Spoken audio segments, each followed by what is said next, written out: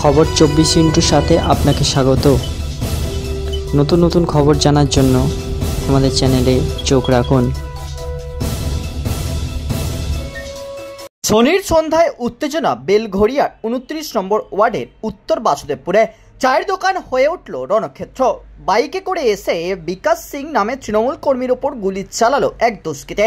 তারপর থেকেই উত্তেজনার পারদ যেন ক্রমেই চড়ছে বেলঘড়িয়াকে কেন্দ্র করে। তবে বিকাশ সিং ছাড়াও সেদিনের শুট আউটে জখম হন আরও এক তরুণও।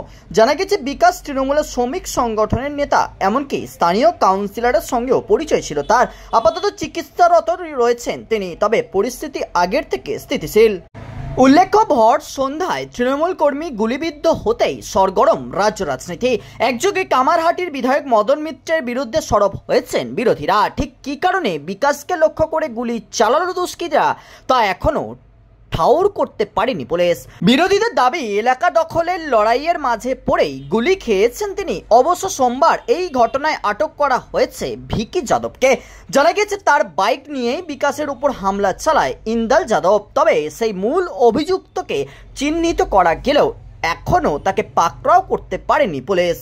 এদিকে বেলঘড়িয়া গুলিকাণ্ডের জেরে যখন চড়চড়িয়ে চড়ছে উত্তেজনার পারদ, সেই মুহূর্তে খুনের আশঙ্কা তুলে ভীতি প্রকাশ সেই 29 নম্বর ওয়ার্ডের কাউন্সিলর নির্মলা রায়ের। তার কথায় এই ঘটনায় কারোর না কারোর হাত রয়েছে, না হলে 29 নম্বর ওয়ার্ডে কারোর এত সাহস নেই যে গুলি চালিয়ে পালাবে।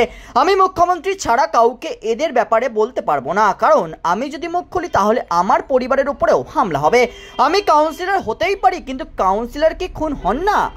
গুলিকাণ্ডের তপ্ত আবহে নির্মলার ভয়কেই রাজনৈতিক হাতিয়ার করেছে বিরোধী শিবির। একদিকে এখন হাতের বাইরে মূল অভিযুক্ত, অন্যদিকে খোদ কাউন্সিলরের এমন ভয়ের জেরে প্রশ্নের মুখে পড়েছে রাজ্যের নিরাপত্তা ব্যবস্থা।